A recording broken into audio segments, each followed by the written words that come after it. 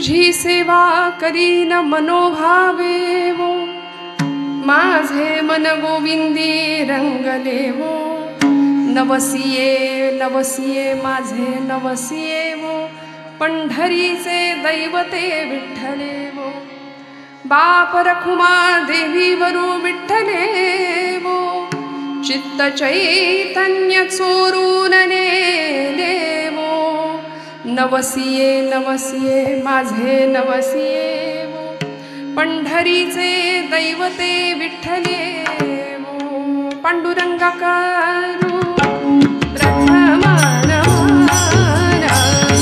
पांडुरंगा करू प्रथम नमन, पांडुरंगा करू प्रथम नमन, पांडुरंगा करू प्रथम नमन, दुसरे चरण संतांची, दुसरे चरण संतांची, दुसरे चरण संतांची, दुसरे चरण संतांची,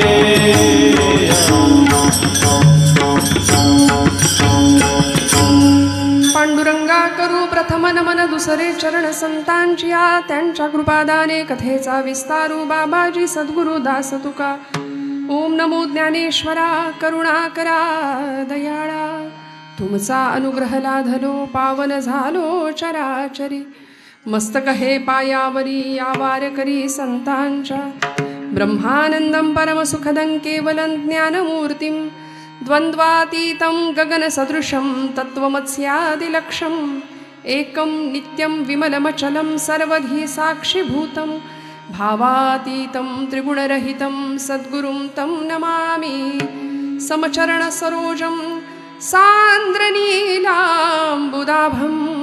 जघननिहितपाणिं मण्डनं मण्डनानां, तरुणतुलसीमाला कन्धरं कञ्जनेत्रं, सदयधवनहासं विठ्ठलं चिंतयामि, सेवेलागी सेवक झालो, सेवेलागी सेवक झालो,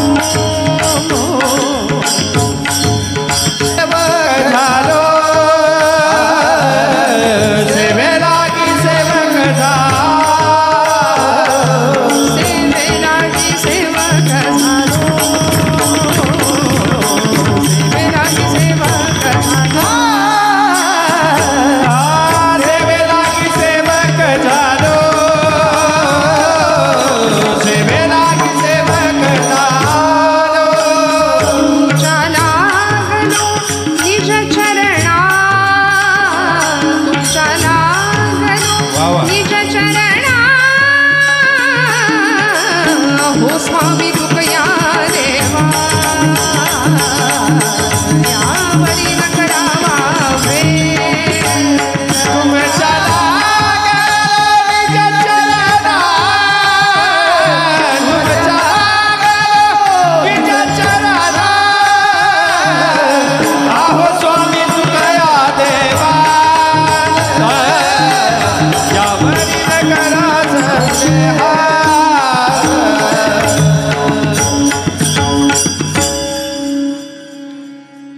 कर जोडुनी पायी ठेवी तसे माथा, तुका विनवी पंढरीनाथा, रंगी ओढवावी रंगकथा, पुरवी मनोरथा माय बापा.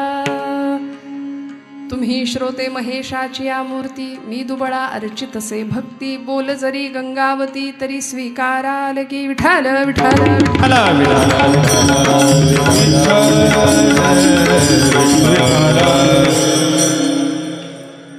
परमेश्वर स्वरूप उपस्थित सर्व श्रोतृवृंदांच्या हृदयस्थ परमात्म्याला अत्यंत श्रद्धापूर्वक भावानी नमस्कार करते, नतमस्तक होते.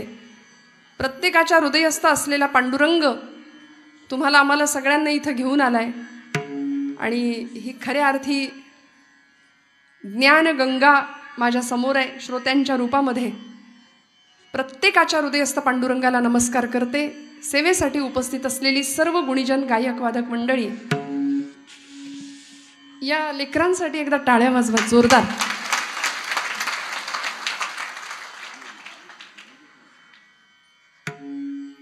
मेळविली मांदी वैष्णवांची म्हणतात की नाही, ती खरी ही बरं का. या मातीमध्ये जिथं ज्ञानाचं बीज रोज रोवलं जात आहे, रोज संस्कारांची पेरणी केली जाते, सिंचन केलं जात आहे, खत पाणी घातलं जाते विचारांचं आचारांचं, या मातीमध्ये आपण सगळे इथे आहोत. माननीय श्री बबनरावजी शिंदे माध्यमिक आणि उच्च माध्यमिक विद्यालय अकोले या गावची ही भव्य दिव्य शाळा, हे भव्य दिव्य प्रांगण आणि या संस्थेच्या माध्यमातून आयोजित केलेला हा कीर्तनाचा महोत्सव, मी अजिबात अतिशयोक्ती करणार नाही. परमादरणीय या संस्थेचे, या विद्यालयाचे प्राचार्य श्री राजेंद्र ठोंबरे सर, मनापासून त्यांना धन्यवाद देते. प्राचार्यांना धन्यवाद गेले की बाकीच्या सगळ्या 70 शिक्षकांना धन्यवाद गेले असं मी समजणार आहे. आदरणीय राजपूत सर आणि ज्यांनी ज्यांनी इतक्या सुंदर आणि सद्भावनेने माझं स्वागत केलं. खरं तर आपल्या सगळ्यांपेक्षा वय, ज्ञान आणि अनुभव सर्वच बाबतीमध्ये मी कनिष्ठ आहे. आपण सर्व माझ्यापेक्षा सर्वच बाबतीमध्ये मोठे आहात. पण मनापासून सगळ्यांच्या हृदयस्थ भगवंताला नमस्कार करते. या शाळेच्या इतक्या सुंदर आणि भव्य दिव्य कॅम्पसमध्ये आपण सगळे इथे उपस्थित आहात. महिला वर्ग नेहमीप्रमाणे संख्येने जास्त आहे. आज आपला दिवस आहे आणि आपला काय 3 जानेवारी भारताच्या आद्य स्त्री शिक्षिका सावित्रीबाई फुले होत्या म्हणून आम्ही आहोत. त्यामुळे आज त्यांच्या कृपेने, त्यांच्या जयंतीनिमित्त आपण सगळे इथे जमलेलो आहोत. त्यामुळे मनापासून सगळ्यांच्या चरणी कृतज्ञता व्यक्त करते. उत्तम साऊंड सिस्टीम आहे, उत्तम प्रकाश योजना आहे. काहींचे चेहरे दिसतच नाहीत मागचे, म्हणजे इथं नाही सांगत काही ठिकाणी की जो काही 2 तास प्रकाश पाडायचा आहे तो तुम्ही पाडा, आम्हाला नको. पण सगळ्यांचे चेहरे मला स्पष्ट दिसत आहेत. आपण सगळे जागे राहाल 12 वाजेपर्यंत नक्की? वा वा. बघा 11 वाजले की मला घड्याळ दाखवायला सुरुवात कराल. 11ही नाही, मला 10:30 पर्यंत आमचे राहुल दादा म्हणालेत, एक अत्यंत सक्रिय व्यक्तिमत्व या प्रदेशातलं, या पंचक्रोशीतलं आमचे राहुल दादा लोकरे पाटील, मनापासून त्यांच्यासाठी जोरदार टाळ्या वाजवूया. कारण एक असं एक व्यक्तिमत्व लागतं, कुठेही जा, असं एक सगळ्यांना बांधून घेणारं. एकमेका सहाय्य करू अवघे धरू सुपंथ, तुम्ही आम्ही खेळीमेळी गदारोळी आनंदे. आणि हा खरा आनंद आहे. खऱ्या अर्थी भगवत भक्तीमध्ये नाचावं तर या धर्ममंडपामध्ये, नाहीतर सगळ्या महाराष्ट्रामध्ये सध्या या थंडीच्या दिवसामध्ये जे काही शाळांमध्ये गॅदरिंगच्या नावाखाली जे चालतं, मी सर अजिबात अतिशयोक्ती नाही करणार. इतका सुंदर देखणा दृष्ट लागावा असा विचार तुमच्या सगळ्यांच्या मनामध्ये आला आहे की गॅदरिंग बंद करावं आणि असं काहीतरी भव्य दिव्य करावं की जे माझ्या ज्ञानोबांना आवडेल, जे तुकोबांना आवडेल, जे छत्रपती शिवाजी संभाजी महाराजांना आवडेल. कारण आम्ही त्यांची लेकरं आहे, त्यांचे वारसदार आहोत आम्ही. त्यामुळे या पुढच्या पिढीपुढे काय ठेवायचं तर गॅदरिंगमधली नको ती गाणी नाही, गिनीज वर्ल्ड रेकॉर्डमध्ये जावं असा विचार आहे तुमचा. प्रत्येक शाळेने हे आचारावं. मी अजिबात गिनीज वर्ल्ड रेकॉर्डचं नाव घेऊन अतिशयोक्ती केली असं समजू नका. हे निश्चित माझ्या मनातली भावना. मी इथे आले ना तेव्हापासून माझ्या डोक्यात आहे की कुठल्याही शाळेमध्ये असा उपक्रम मी तरी आजपर्यंत पाहिलेला नाहीये. इतका गोड विचार. मला सांगा, ज्या शाळेचे शिक्षक इतक्या सुंदर विचारांचे असतील त्या शाळेतली भावी पिढी काय सुंदर भविष्य घडवेल मला सांगायलाच नको.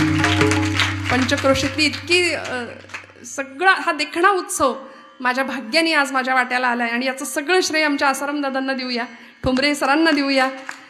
ही महाराष्ट्रातली 2 रत्न आज समोर आहेत की ज्यांची जुगलबंदी ऐकली आणि यांना काय गायचं आम्हाला ते विसरून गेलो आम्ही काही क्षण. अभंग कुठला घेतलाय तर तेच विसरून जावं की काय. इतकं गोड वादन आणि जीव तोडून नाद ब्रह्माची सेवा, आयुष्यभर त्याच देवतेला खर्च करणं काय असतं ते यांच्याकडे बघावं. 2 रत्न आज आपल्याला, म्हणजे आसाराम दादा तर नेहमीच असतात इथं, पण मोठमोठ्या गुरुजनांच्या तालमीमध्ये शिकून तयार झालेली ही मंडळी आज आम्हाला अक्षरशः नादब्रह्माचा अनुभव देत आहेत, एक आगळा वेगळा. मनापासून आदरणीय आमचे आसाराम दादा साबळे, त्यांना मनापासून धन्यवाद देते. आणि आमच्या पुणं तिथं काय उणं आहे की नाही, त्यामुळे आम्ही पुण्याचे, त्यामुळे आम्हाला जास्त जरा अभिमान. म्हणून माऊली सुद्धा म्हणल्यात पुण्याची गणना कोण करी. नाही पुण्याची म्हणाल्यात, नाही तर म्हणाल पुण्याची. पण आमचे महेशदादा साळुंके, मनापासून त्यांना कृतज्ञतापूर्वक दंडवत प्रणाम करते. अत्यंत गुणीजन मंडळी माझ्या आजूबाजूला आहेत. ही 2 मंडळी कीर्तनकाराचा सगळा प्राण आहे की नाही. 2 तास एकट्याने काही करू शकत नाही. ओंकारदादा जगताप महाराष्ट्रातलं खूप मोठं नाव आहे, परमादरणीय. आणि आज ते वेळात वेळ काढून इथं आले. म्हणजे मी आवर्जून सांगेन, अशा गोष्टी सांगितल्या तरी काही हरकत नसते दादा. ही व्यक्ती आज सलाईनवर होती, वाटतं का हो सकाळी. आणि माऊलींची किती कृपा असावी, किती कृपा असावी. जीव तोडून अगदी प्रामाणिकपणे स्वरांची सेवा करतायत. मनापासून आमच्या ओंकारदादाला मनापासून धन्यवाद देते. आणि महाराजांचं नाव हरिभक्तीपरायण आदरणीय सोमनाथ महाराज ढोले, मनापासून त्यांना अतिशय गोडगळ्याची सेवा आहे. मनापासून त्यांनाही धन्यवाद देते. इथं असलेले सर्व माननीय ज्येष्ठ श्रेष्ठ वारकरी, सर्व धर्माचा विचार करणारी, धर्मावर प्रेम करणारी आपण सर्व मंदियाळी आहात. मनापासून सगळ्या टाळकऱ्यांच्या, आमचे विणेकरी, ही 2 चुपदार मंडळी, मनापासून सगळ्यांना नमस्कार करते. श्रोत्यांच्या मध्ये बहुश्रुत श्रोता आहे हे मी सांगायला नको, कारण इथे शिक्षण क्षेत्रातली सगळी उच्च शिक्षित मंडळी माझ्या समोर आहेत याची मला जाणीव आहे. कीर्तनावर, कीर्तनकारावर प्रेम करणारी महाराष्ट्रातली अनेक श्रोतृवर्ग जी मंडळी असतात ना, त्यातला सार इथं आहे. मी असं म्हणेन की एक एक श्रोता 100 माणसाचं काम करावा असा श्रोता समोर आहे. ही अतिशयोक्ती नाही, कारण शिक्षकच समोर आहे. तो ज्यांनी घडवायचं आहे समाजाला, ज्यांनी ज्ञान द्यायचं आहे, ज्यांनी समाज उभा करायचा आहे, म्हणून तर जुन्या काळी मास्तर म्हणायचे. मातेच्या स्तरावर जाऊन जो शिकवतो त्याला मास्तर म्हटले. आईच्या स्तरावर जाऊन शिकवणारी ही मंडळी आहात. आमच्या सर्व शिक्षिकांचा जो वृंद आहे, जो स्वागतासाठी उभा होता, मनापासून त्यांना, सर्व या शाळेचे विद्यार्थी, त्या विद्यार्थ्यांचे पालक, सगळ्यांच्या चरणी कृतज्ञतापूर्वक वंदन करते. या सर्व साथीदारांमध्ये संवादिनीच्या साथीसाठी माझे यजमान स्वतः इथे उपस्थित आहेत. उत्तम स्वतः कीर्तनकार असून मला या सर्व पद्धतीची साथ देतात. मनापासून त्यांना आणि आपण सगळ्यांना पुन्हा एकदा नमस्कार. उत्तम साऊंड सिस्टीम आहे. या सगळ्याचा विचार करून इथून पुढचा जो काही वेळ माझ्या हातात आहे, 10:30 पर्यंत असं म्हटलंय, बघूया घड्याळ आपल्याला जिथपर्यंत नेईल तिथपर्यंत जाऊया. आपण सगळ्यांनी मिळून आज पांडुरंगाच्या चरणी आजची कीर्तन सेवा समर्पित करायची आहे. विठाल विठाल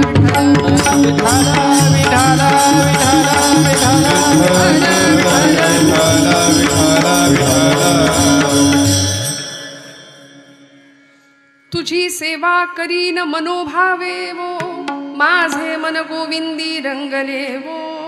नवसिये नवसिये माझे नवसिये वो, पंढरीचे दैवते विठ्ठले वो. कैवल्य साम्राज्य चक्रवर्ती, विश्व माऊली, ज्ञानियांचे राजे, योगियांचा राणा, कैवल्याचा पुतळा, संत श्रेष्ठ ज्ञानोबा माऊलींचा सर्व परिचित, सगळ्यांना पाठांतरातला असलेला हा अत्यंत गोड असा अभंग आज निरूपणाकरता घेतलाय. माऊलींनी भगवंताकडं मागणं मागितलं. नवस हा शब्द आला, यातच आपल्या सगळ्यांना कळालं.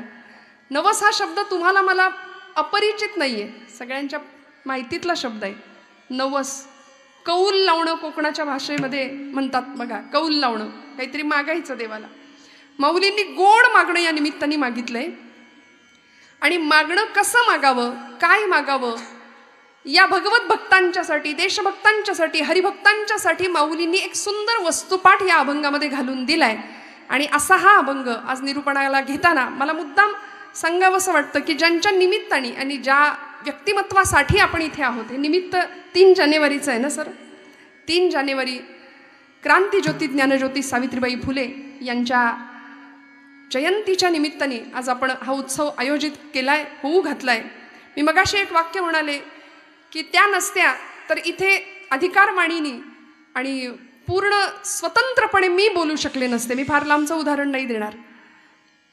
आज समाजामध्ये स्त्री मानानी, दिमाखात अत्यंत स्वाभिमानी आणि स्वतंत्रपणे उभी राहू शकते, याचं सगळं श्रेय ज्यांना द्यावं अशी आमची ही विश्वमाऊली सावित्रीबाई फुले, भारताच्या आद्य स्त्री शिक्षिका, त्यांच्या निमित्ताने आज आपण इथे सगळे आहोत. सर्व पालकवर्ग इथे उपस्थित आहे. कीर्तन म्हटलं की 1.5-2 तासाच्या सगळ्या वेळामध्ये तिला निमंत्रण नाही द्यावं लागत, ती बाया येते. हां, ती येते, पण इथे सगळे जागरूकतेने ऐकणार आहेत, कारण आमचं हित कशात आहे हे प्रत्येकाला माहिती आहे. आपुलिया हिता जो असे जागता. संतांनी आम्हाला सतत जागृतीचे धडे दिलेत बरं का. देहाची झोप वेगळी, पण मनाला आलेली मरगळ, आमचं मन, मनगट आणि मेंदू या तीनही गोष्टी सक्षम राहाव्यात, यासाठी या प्रांगणामध्ये आम्ही आलोत. कारण का सांगू,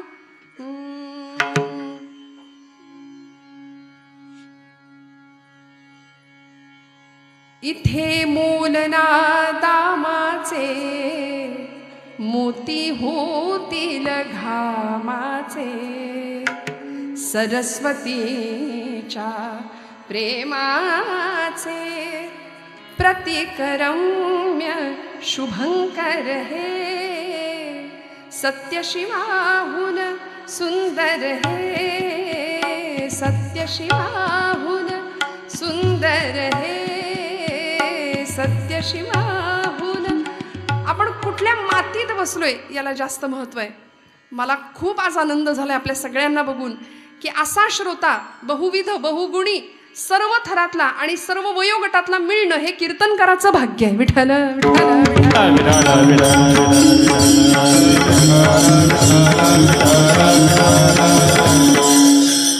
धर्माची पताका खांद्यावर घ्यावी. अगदी 12व्या शतकापासून हा वैष्णवांचा जागर या मातीमध्ये मांडावा आणि मग पुढच्या काळात सुलतानी मुघल आक्रमण झाल्यानंतर सुद्धा हा भक्तीचा जागर अखंड कल्लोळू लागला, ओघ वाहू लागला. म्हणून धर्माचा झेंडा नसतो, धर्माची पताका असते. झेंडा पक्षाचा म्हणाले. या पताकेला 2 टोक आहेत, एक नामाचं टोक आहे, एक ज्ञानाचं टोक आहे आणि भक्तीचा दांडा आहे. भक्तीच्या दांड्यावर ज्ञान आणि नाम उभं आहे. मग इथे जन्माला येणारं प्रत्येक लेकरू हे ज्ञानोबांचं, तुकोबांचं, छत्रपती शिवाजी महाराजांचा आणि छत्रपती संभाजी महाराजांचा संस्कार, आचार, विचार घेऊनच जन्माला येणार आहे.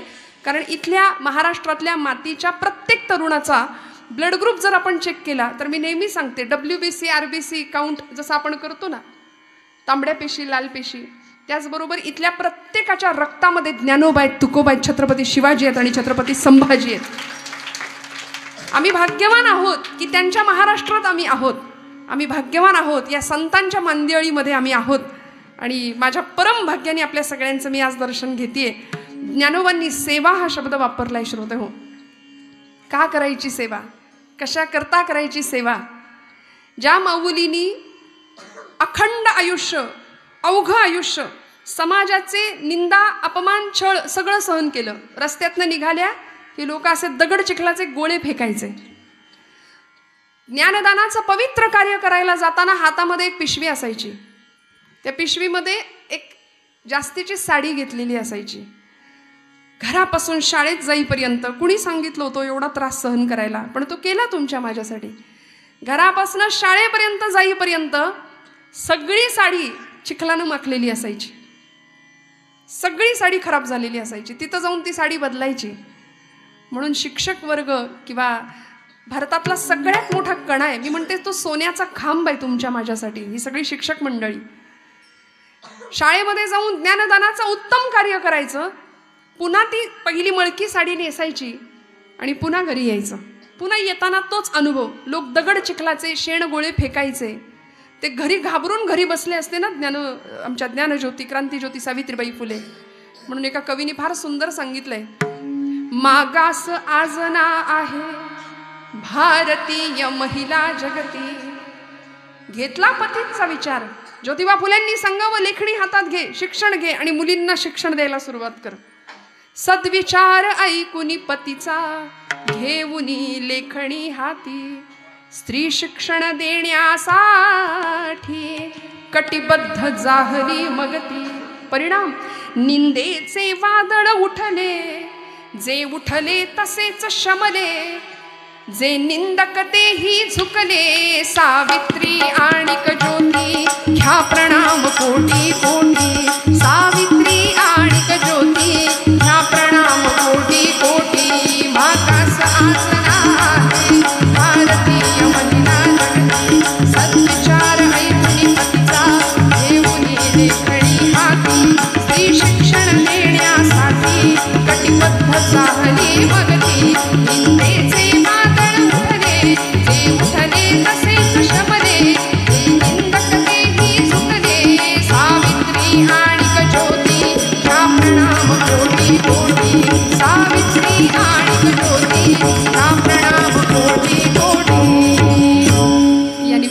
सावित्रीबाईंच्या पवित्र स्मृतीला आपण वंदन करून पुढे जाऊया. सेवेचा एक सुंदर परिपाठ ज्या माऊलींनी आम्हाला घालून दिला. 1897 साल, आपल्या सगळ्यांना माहिती आहे, महाराष्ट्रामध्ये आलेली प्लेगची साथ. माणसं कुत्र्या मांजरासारखी पटापट मरत होती बरं का, किड्या मुंग्यांप्रमाणे मरत होती. काखेमध्ये प्लेगची गाठ यावी आणि माणूस तापाने फणफणून मृत्युमुखी पडावा, या वेळेमध्ये या माऊलींनी ज्ञानदानाबरोबरचं जे सेवा कार्य केलंय ना, ते विलक्षण आहे. आणि ती सेवा करता करता करता करता एका प्लेग झालेल्या मुलाला खांद्यावर उचलून कडेवर घेऊन दवाखान्यात नेईपर्यंत, मुलाचं नाव होतं यशवंत, या यशवंताच्या दवाखान्यात नेईपर्यंत स्वतःला प्लेगची लागण झाली आहे आणि ही माऊली त्यामध्ये संपली आहे. मला असं वाटतं सेवा कशी असावी, काय असावी, याचा परिपाठ घालणारं सावित्रीबाईंचं हे चरित्र सांगावं तितकं कमी आहे हो. म्हणून आमच्या छत्रपतींच्या साम्राज्यामध्ये, स्वराज्यामध्ये सुद्धा रायगडाचं बांधकाम पूर्ण झालं आणि बांधकाम पूर्ण झाल्यानंतर आज माणसं एवढंसं काही बांधू द्या, स्वतःचा चिरा लावायला किती नावाचा उत्सुक असतात. अमुक अमुक अमुक नावाचा उद्गार लोकांसमोर करावासा वाटतो. काही ठिकाणी कीर्तनामध्ये सुद्धा आम्हाला लिस्ट येते, कीर्तनापेक्षा अर्धा तास त्यालाच जातो सगळ्यांच्या नावाचा उच्चार करायचा. पण इथं काही नाही हो, मला हा अनुभव अजिबात नाही. इथं सगळ्यांच्या नावाचा उच्चार करायचा. आम्ही नावासाठी नाही, नामासाठी इथं आलोय, हे सगळ्यात महत्त्वाचं आहे. देशमातेच्या, भारत मातेच्या, संस्कृतीच्या, पांडुरंग परमात्म्याच्या आणि आमच्या अधिष्ठात्री जी देवता आहे ना, आमची उपास्य देवता, तिच्याकरता आम्ही आलो इथे. त्यामुळे आज मला आनंद वाटतोय. ही सेवा करत असताना मी म्हटलं की आपण सगळे नावासाठी लढणारी माणसं आपण पाहिली, पण सेवा, त्या सेवेसाठी आजन्म खर्च करणारी माणसं सुद्धा आपण पाहिली. रायगडाचं बांधकाम पूर्ण झालं आणि हिरोजी इंदलकरांनी एक चिरा लावला, तो पायरीशी लावला आणि तिथं लिहिलं सेवेसी तत्पर हिरोजी इंदलकर. का हो? एखादा मोठा चिरा जरी राजांना सांगितलं असतं ना, माझ्या नावाचा बांधा, तिथं नाव लिहा, भविष्यातल्या लोकांनी, पिढ्यांनी माझ्याकडे बघू द्या, माझ्या नावाचा उद्घोष करू द्या, नाही, पायरीशी नाव लिहिलं. माझ्या नामदेवांनी पांडुरंगाची भक्ती केली, पण आम्ही चिरे पायरीचे म्हणून आज प्रत्येक जण नामदेवांच्या पायरीला नमस्कार करून पांडुरंग परमात्म्याची पायरी बनवून गेले नामदेव महाराज. संत असू देत, सत्पुरुष असू देत, महापुरुष असू देत, वीरपुरुष असू देत, या मातीमध्ये जन्म घेणारी प्रत्येक व्यक्ती, प्रतिभावंत व्यक्ती इथं आल्यानंतर फक्त सेवेचा पाठ देऊन गेली आम्हाला. म्हणून आज मुद्दाम जाणीवपूर्वक ज्ञानराजांनी आम्हाला सांगितली सेवा, आणि ती सेवा पांडुरंग परमात्म्याजवळ माऊली या अभंगामध्ये मागून घेतायत. विठ्ठल विठ्ठल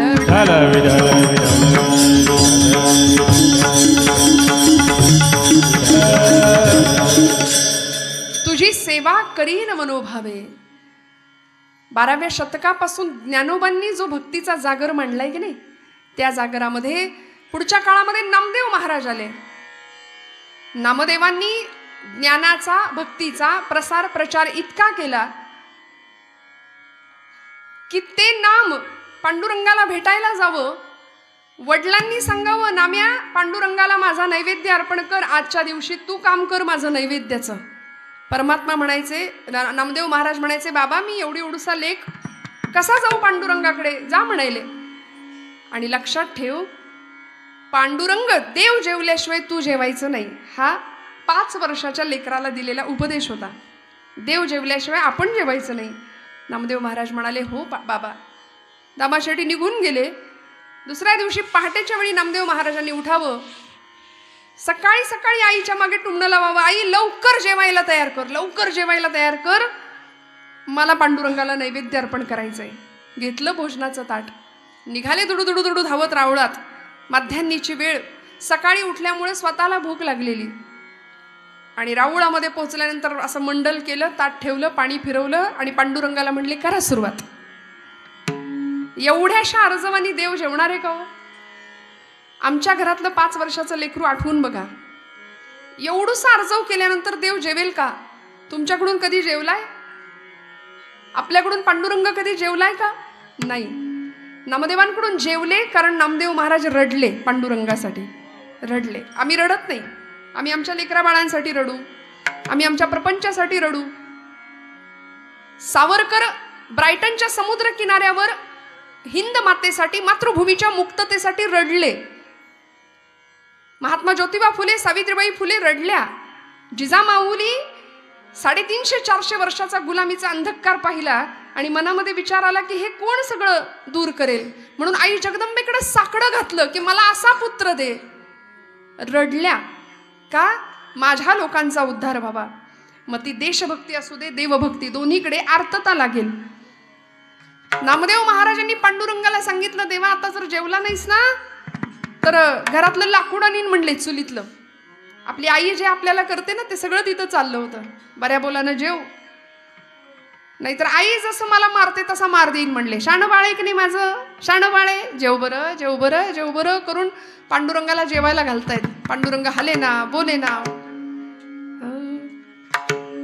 कटेवरी हात तुझे, विटेवरी पाय, कटेवरी हात तुझे, विटेवरी पाय, कटेवरी हात तुझे, विटेवरी पाय, कटेवरी हात तुझे, विटेवरी पाय. पंढरीच्या पांडुरंगा, पंढरीच्या पांडुरंगा, पाहतोसी काय, कटेवरी हात तुझे, विटेवरी पाय, कटेवरी हात तुझे, विटेवरी पाय. कटेवरी हात तुझे, विटेवरी पाय, कटेवरी हात तुझे, विटेवरी पाय.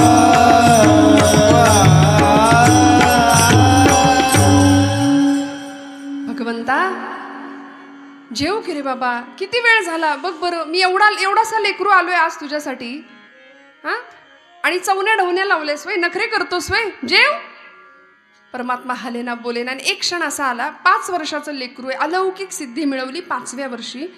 5व्या वर्षी नामदेव महाराज सांगतात, पांडुरंगा आता जर जेवला नाहीस ना तर इथं या तुझ्या पायरीवर डोकं आपटून जीव देईन म्हणाले, संपवेन. आणि पायरी धरली, डोकं आपटणार, थाडकन डोक्याला लागलंच नाही. हातात डोक्याखाली मऊसर हात लागला आणि गाभाऱ्यातनं आवाज आला, नाम्या अरे दगडाचा देव कधी जेवतो का रे? नामदेव महाराज म्हणले, दगडाचा देव कधी बोलतो का रे? बोललास? चाटून पुसून स्वच्छ करायला लावलं ताट. का हो? कारण ज्ञानदेवांनी सांगितलेला भक्तीचा संस्कार पुढच्या काळामध्ये होता. सेवा कशी करायची, भगवंताकडून सेवा करून मागून कशी घ्यायची, की मला तुझी सेवा घडू दे. आणि हेच ज्ञानोबा माऊली आम्हाला पुन्हा पुन्हा सांगतायत अभंगाच्या प्रथम चरणापासून. तुझी सेवा करीन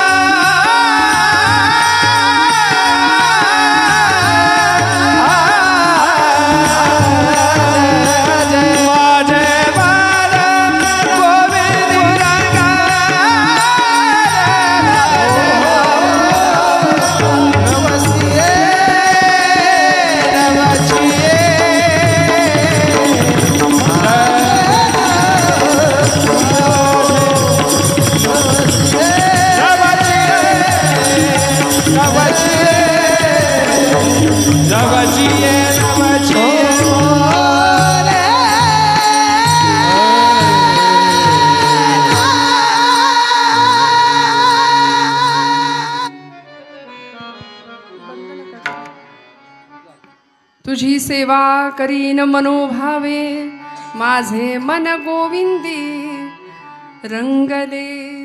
माऊलींनी असं सुंदर देखणं मागणं मागितलंय श्रोते. आम्हाला सेवा करायची. शब्द वापरला मनोभाव. 5 प्रकारचे भाव आहेत म्हणाले. शांत भाव आहे, सख्य भाव आहे, दास्य भाव आहे, वात्सल्य भाव आहे आणि माधुर्य भाव आहे. सर्व प्रकारांनी आम्हाला सेवा करायची आहे. आणि मनातनं सेवा तेव्हाच घडेल. सेवा करावी नाही लागणार, सेवा आपोआप घडेल. मला सांगा, आपण इथे आलात, खूप आग्रह झाला का? ओढून ताणून आणलं का कुणी इथं तुम्हाला? नाही ना. आपोआप पावलं इकडं वळली. कळाला कार्यक्रम आहे, ज्याचा आवड आहे तो मनापासून आला. सेवा घडते, सेवा करावी नाही लागत. आणि ती सेवा तेव्हाच घडते जेव्हा मनातल्या विकारांना आम्ही थारा देत नाही. मनामध्ये असंख्य विकार आहेत. या षड विकारांना जेव्हा हकलून देऊ ना, तेव्हा परमात्मा इथं प्रतिष्ठित होईल आणि मग सेवा घडेल, आपोआप घडेल. 5-6 विकार आहेत तुमच्या माझ्या आतमध्ये. कुठले कुठले विकार आहेत? आमच्या जनाबाईंनी सुद्धा याच अंतर्गत एक मागणं मागितलंय पांडुरंगाकडं. म्हणाले, हे सगळे विकार मरू देत. महाराष्ट्राचं कुलदैवत आहे खंडोबराय. या खंडेरायाकडे मागणं मागितले. खंडेराया तूज करीते नवसू. नवसच केला माऊलींनी. जसा नवस केला ना तसा यांनी नवस केला. अनेक संतांनी केले. खंडेराया तूज करीते हलवू नका. खंडेराया तूज करीते नवसू. खंडेराया तूज करीते नवसू. मरुदे सासू खंडेराया, मरुदे सासू खंडेराया. खंडेराया तूज करीते नवसू. खंडेराया तूज करीते नवसू. खंडेराया तूज करीते नवसू.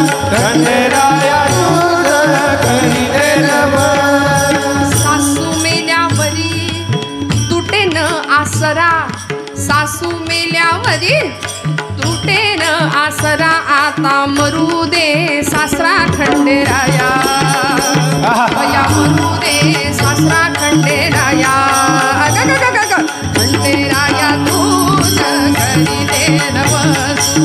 खंडेराया तूज करीते नवसू. खंडेराया तूज करीते नवसू.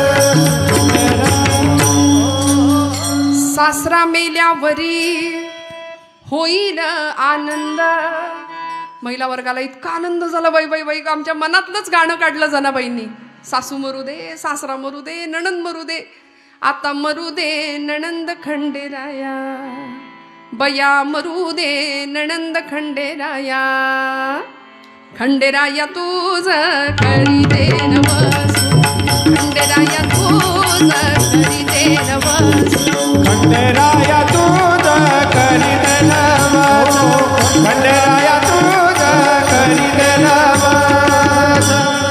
काय गंमत आहे. जनाबाईंनी असा आगळा वेगळा नवस खंडेरायाला का केला असेल? माऊलींनी नवस केला, मनोभावानी सेवा घडू दे. जनाबाईंचा नवस आहे, विकार मरू देत. सासरा म्हणजे काय हो? सासरा हे क्रोधाचं प्रतीक आहे. क्रोध मरू दे माझ्या हृदयातला. सासू म्हणजे असूयेचं प्रतीक मानले. सासू मरू दे म्हणजे घरातली सासू नाही. महिला वर्गांना बरं वाटतं असं काय आलं की नवीन नवीन नवीन. नणंद मरू दे ते तर कधीच जुळत नाही आमचं. पण ही नणंद मोहाचं प्रतीक आहे. आमच्या इथला मोह, असूया, मत्सर, द्वेष, क्रोध या कशालाच थारा नाही आमच्या हृदयामध्ये आम्ही देत ना, तेव्हा तुमच्या माझ्याकडून सेवा घडते. आणि ही सेवा घडावी लागेल. भगतसिंग, राजगुरू सुखदेव, अनंत कान्हेरे, मदनलाल धिंगरा, मंगल पांडे ही सगळी मंडळी हुतात्मा झाली. बलिदान दिलं गेलं देशासाठी, स्वातंत्र्यासाठी.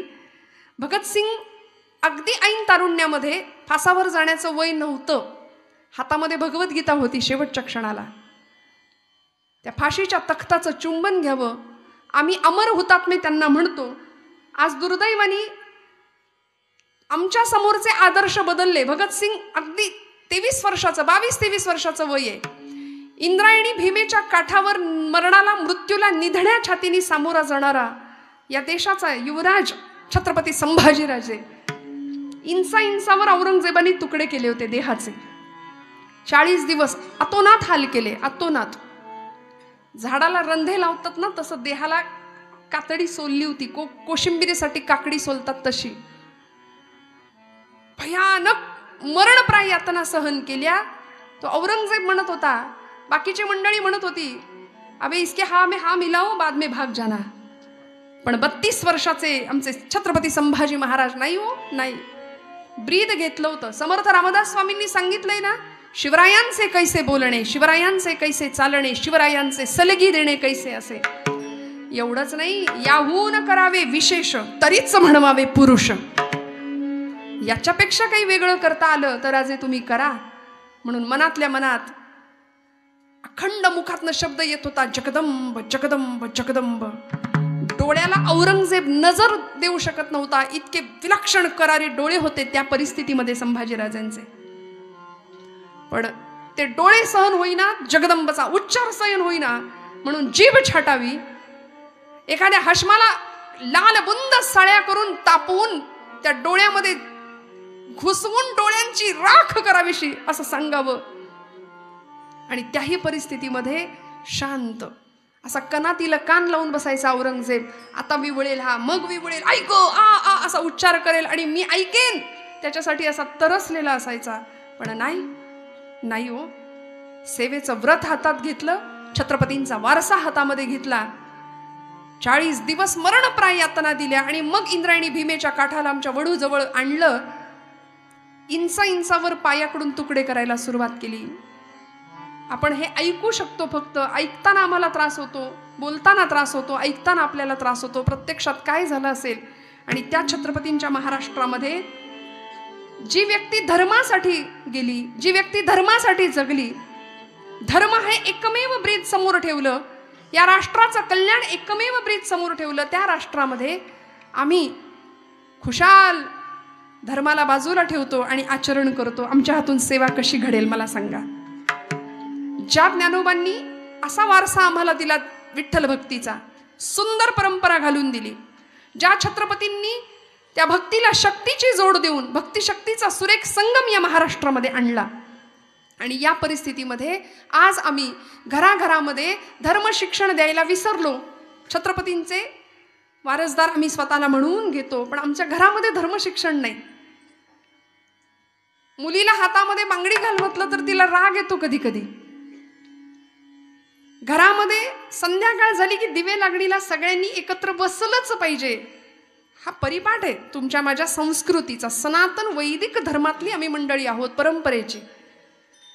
पण बसतं का हो आज कुणी? संध्याकाळ झाली की सगळे बाहेर. उलट आहे. परवा फार मोठा सण झाला आमच्याकडे. कुठला सण झाला ना? 31 डिसेंबर. सगळ्या महाराष्ट्रात वा रे वा, काहीतरी खरकट खातो लोकांचा आम्ही. कसले सण साजरे करता हो? मी म्हटलं होतं 31 डिसेंबर हा महाराष्ट्रामध्ये सगळीकडे भजन आणि कीर्तन साजरा करूनच झाला पाहिजे 31 डिसेंबर. त्याशिवाय आम्ही महाराष्ट्रीयन नाही, त्याशिवाय आम्ही ज्ञानोबा तुकोबांचे वारसदार नाही. कारण आमच्या जगण्या वागण्याचं रसायन आहे ज्ञानोबा तुकोबा. इथल्या प्रत्येक मुलाच्या रक्तामध्ये ते संस्कार असलेच पाहिजेत. त्याच्या आधी 25 डिसेंबर. बरं, लेकरांनी घातल्या लाल टोप्या इथपर्यंत ठीक आहे, आईवडिलांनी पण म्हणजे त्यांच्या बुद्धिमत्तेची दृष्ट काढावी मीठ मोहऱ्यांनी, असं मला कधी कधी वाटतं. कुठे चाललो आम्ही? मग या सगळ्याचा विचार करावा. म्हणून मला या शाळेचं विशेष कौतुक वाटलं की इथे पालक आणि लेकरं एका विचाराखाली, एका छत्राखाली एकत्र येत आहेत, संस्कृतीचा जागर घालतायत आणि आपण सगळे त्याला अतिशय सुंदर पद्धतीने साथ देत आहे. दृष्ट लागेल असा उत्सव आहे श्रोते हो. माझ्या परम भाग्याने आपल्या सगळ्यांच्या दर्शनाचं आज मला भाग्य मिळालंय. माऊलींनी पांडुरंगाकडे सेवा मागितली, तुझी सेवा करीन मनोभावे. शब्द वापरला मनापासून, उगीच आपलं करायचंय म्हणून नाही. असाच एखादा उत्साही कार्यकर्ता असतो बघा, भक्तीमध्ये, देशसेवेमध्ये, समाजसेवेमध्ये, त्याला काहीतरी करायचं असतं. मी असं करीन, मी तसं करीन, मी याव करीन, त्याव करीन. पारावर बसतो, हातामध्ये पत्ते असतात, या देशात क्रांती झाली पाहिजे. हातात पत्ते, हातामध्ये कॅरम आहे, हातामध्ये मोबाईल आहे. मोठा माणूस घरातलं काहीतरी सांगतंय, बाबा रे ऐक ऐक. पितृतुल्य एखादी व्यक्ती 16-17 वर्षाच्या पोराशी काहीतरी बोलत असते, काहीतरी संवाद करत असते. हे घराघरातलं दृश्य आहे. त्याच्या हातात मोबाईल आहे, तो वर बघायला सुद्धा तयार नाही. जुना काळ होता, आपण सगळी मोठी मंडळी आहात, आपण इथे माझ्या वयाच्या, माझ्यापेक्षा मोठ्या महिला वर्ग आहे. मला सांगा, घरामध्ये कुणी पुरुष वर्ग आला तर पटकन सोफ्यावरनं उठणं, उभं राहणं ही संस्कृती होती, हा आचार होता. आता नाही, कसेही लोळतात. येऊ दे वडील, येऊ दे, नाही तर आजोबा येऊ दे. हातामध्ये मोबाईल आहे, वडील सांगतायत अरे ऐक मी काय म्हणतोय, अरे ऐक मी काय म्हणतोय. त्याचं तोंड मोबाईलमधनं बाहेर नाही. शेवटी अरे ऐक माझं काय आहे म्हणून 100 आठ्यांचं जाळं इथं आणायचं. आणि मग वडिलांना उलट. मला सांगा, या सगळ्यातून आम्हाला काय मिळणार आहे? कसं कळणार हू आय एम? कसं कळणार what is the mission of my life? मी जन्माला का आलोय? माझ्या जीवनाचं ध्येय काय? मला इथं येऊन करायचंय काय? या सगळ्या प्रश्नांची उत्तरं आम्हाला संतांनी त्यांच्या वाङ्मयात दिली. श्रोते हो, आज घरामध्ये सगळ्या वस्तू आहेत. फर्निचर भरलंय, माणसांना बसायला जागा नाही एवढं फर्निचर आहे. सगळं एकदम all is well. Sofa set, kitchen set. सोफ्यावर बसणारा माणूस कायम अपसेट आहे, कायम चिंताग्रस्त आहे, कायम दुःखी, कायम नैराश्य आहे, कायम ताण आहे की नाही महिला वर्ग? हो म्हणा. कसलं एवढं टेन्शन आहे? लगेच माना तुम्ही हलवल्या. पण आहे बरं का, सगळं करावं लागतं की नाही? रांधा वाडा, उष्टी काढा, आलं गेलं बघा, बाहेरचं बघा, घरातलं बघा. आणि एवढं करून एवढी महत्वाची वेळ झी मराठीची 8 ते 10 ती सोडून इथं कीर्तनाला या. आहे की नाही? केवढा मोठा त्याग आम्ही केला. पण असू दे, रिकॅप एपिसोड असतो म्हणले उद्या. विठ्ठल विठ्ठल विठ्ठल.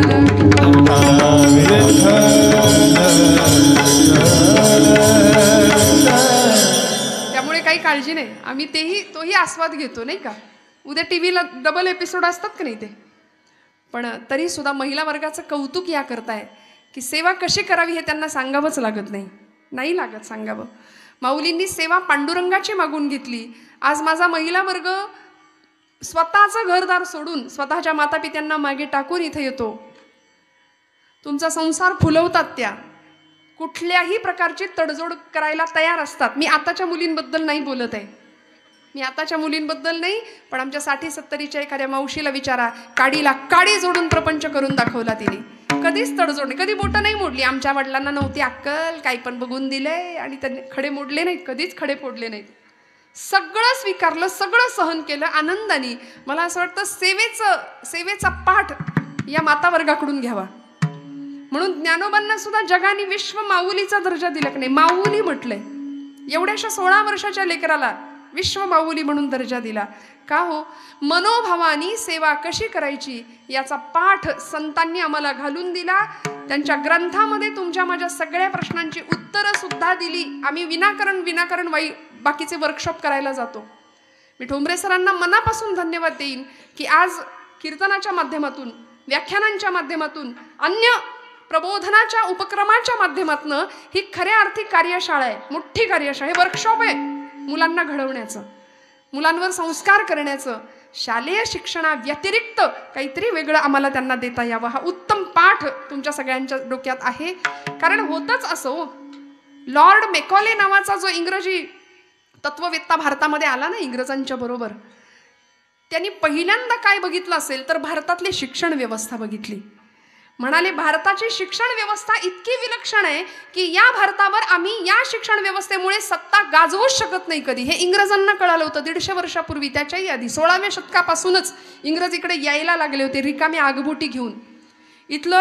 इथला ताग, इथलं लोखंड, इथलं सोनं भरभरून नेत होते बोटीमध्ये आणि आमचा स्वाभिमान स्वतःच्या टाचेखाली तुडवून टाकत होते. शिक्षणास हेतू नाही धर्म संस्कृतीचा, धर्म संस्कृती बुडवावी हेतू इंग्रजांचा. कुठल्याही प्रकारचा धर्म इथल्या देशातल्या मुलांना नसला पाहिजे किंवा त्या धर्माचं ज्ञान नसलं पाहिजे, या एका जाणीवेनी इंग्रजांनी इथली पहिली शिक्षण पद्धती बदलली. नुसती बदलली नाही, अनेक लोक आले, आक्रमक आले, मुघल आले, सुलतान आले, लुटारू आले. इथे तक्षशिला, नालंदा नावाची विद्यापीठं होती आमच्या भारतीय या मातीमध्ये, जाळली अक्षरशः लोकांनी. 6-6 महिने पुस्तकं जळत होती. श्रोते हो, 6-6 महिने पुस्तकं जळत होती. इतकं ज्ञान भारतीय संस्कृतीच्या आचारांचं, विचारांचं होतं. आणि एवढं करून लुटारूंचंच आम्ही गुणगान गातो, जो जीता वही. वाटलंच मला, मी तेच वाक्य म्हणतेय की आम्ही लुटारूंचं गुणगान गातो, जो जीता वही सिकंदर. छे, आजपासून म्हणी बदलायच्या. जो जीते वही छत्रपती शिवाजी महाराज, जो जीता वही महाराणा प्रताप, जो जीता वही पृथ्वीराज चौहान, जो जीता वही राजा विक्रमादित्य. अरे कितीतरी नाव आहेत, ह्या भरपूर यादी आहे आमच्याकडे. एक जरी नाव आम्ही उच्चारलं ना तरी असं रोमांचित होतो आम्ही.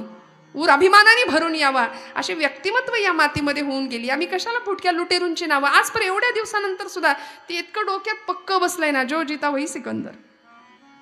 लुटारू होते हो, इकडे आले होते रिकामे हाताने, चोरून नेलं सगळं. एक दिवस असा होता, एक काळ असा होता की इथल्या घरातनं सुवर्णाचा धूर निघत होता, प्रत्येक घरातनं सोन्याचा धूर निघायचा. परक्यांनी यावं, लुटून न्यावं. नामदेवांच्या नंतर एकनाथ महाराजांचा जो काळ आला ना, त्या पाठोपाठ आमचे तुकोबा आले.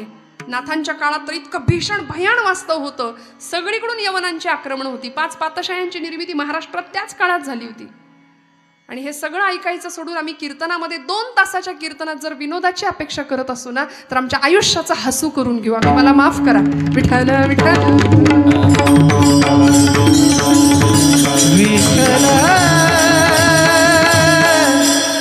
मला असं वाटतं लाफ्टर शोज भरपूर आहेत टी व्हीवरती, पण 2 तास जीवनाचं सर्वांगीण कल्याण व्हावं या दृष्टीनं जर काही आपल्याकडून थोडासा विचार झाला. मी म्हणणार नाही उपदेशकाच्या भूमिकेत मी इथं आहे, आपल्या सगळ्यांची लेख आहे, आपल्या सगळ्यांची विद्यार्थिनी आहे, या नात्याने मी उभी आहे इथं. पण मला एवढंच वाटतं की 2 तास प्रचंड आयुष्यातले मोलाचे क्षण तुमच्या माझ्यासाठी आहेत. म्हणून रिलॅक्स होऊन पूर्ण जीवनाचं तत्वज्ञान इथे या धर्ममंडपाखाली घ्यायचं आपण. आणि मग त्यानंतर आम्ही काय करायचं, आमचं वर्तन कसं असलं पाहिजे यानुसार थोडासा विचार झाला पाहिजे. माऊलींनी मनापासून सेवा करा, मनापासून माझ्याकडून तुझी सेवा घडू दे, हे जर पांडुरंगाकडं मागणं मागितलंय तर तुम्हाला मला सुद्धा सेवेचा पाठ शिकून घेतला पाहिजे. सेवा म्हणजे नेमकं काय, ती कशी करायची, कुणाची करायची, अशी सेवा महाराष्ट्राच्या नव्हे भारताच्या इतिहासामध्ये अनेक क्रांतिकारकांनी, अनेक समाजसुधारकांनी, अनेक महापुरुषांनी आणि अनेक संतांनी आम्हाला घालून दिली. तो पाठ आमच्यासाठी दिलाय. माऊली पुढच्या चरणामध्ये सांगतात, भगवंता माझा नवस आहे तुझ्याकडे हा, की तुझी सेवा मला दे. नवसी नवसी माझे नवसी तिन्ही वेळा नवसे. नवसी नवसी माझे नवसी नवसी नवसी माझे नवसी ओ नवसी नवसी माझे नवसी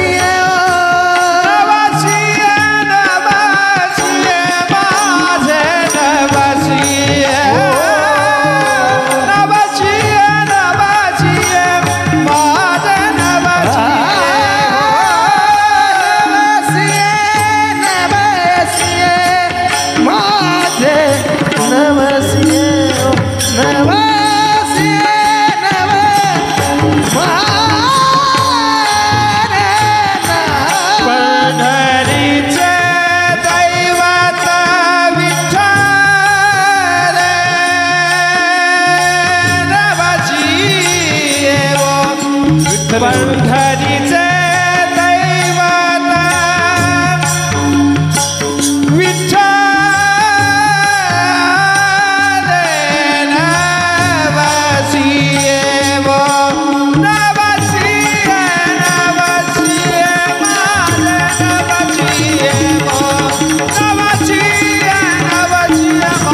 नवसी.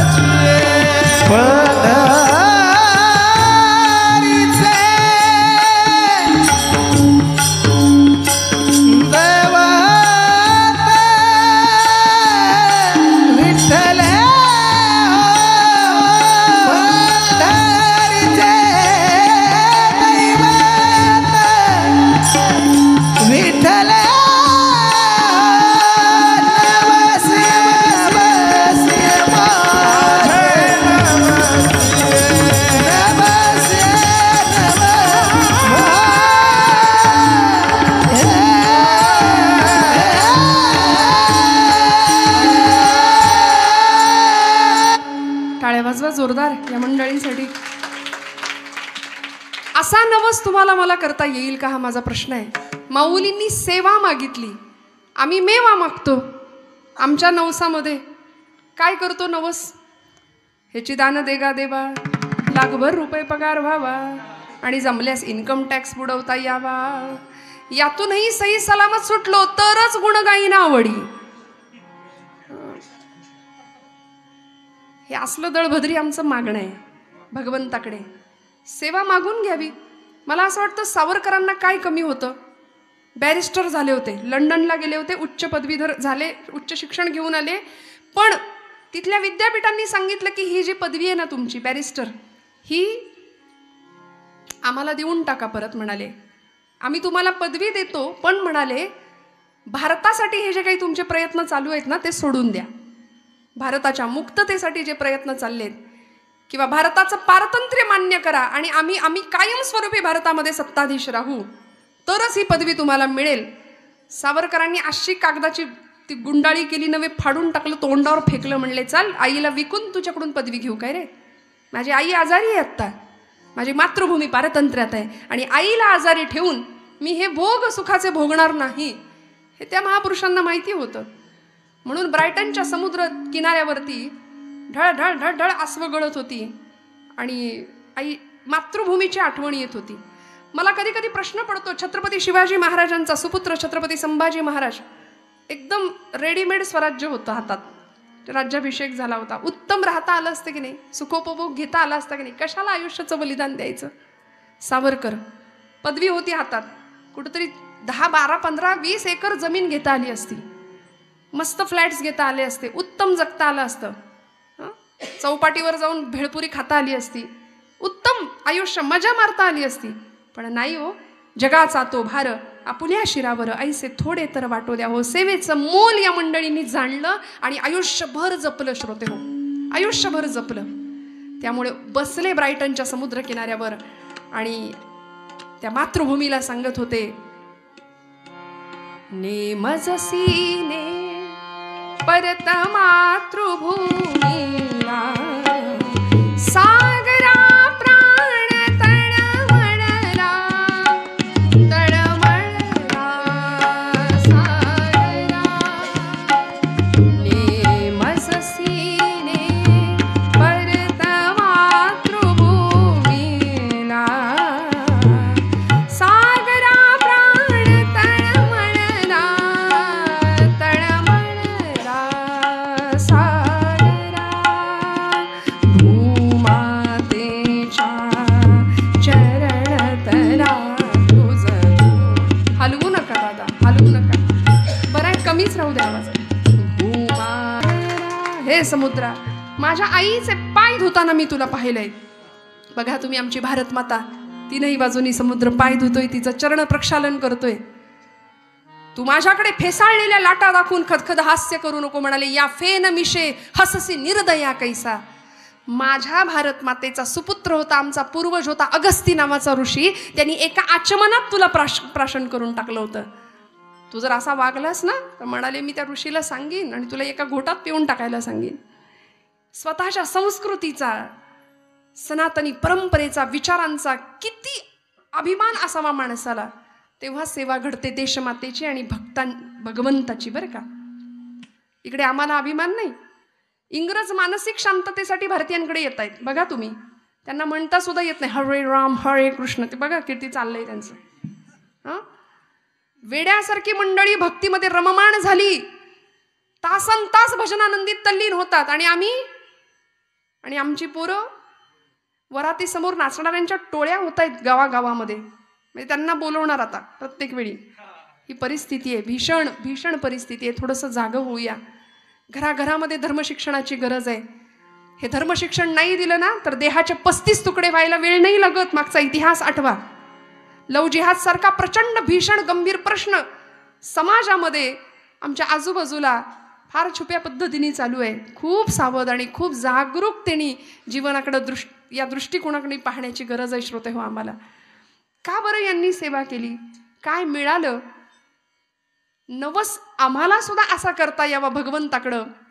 एक नवस असा झाला होता बरं का छत्रपतींच्या इतिहासामध्ये.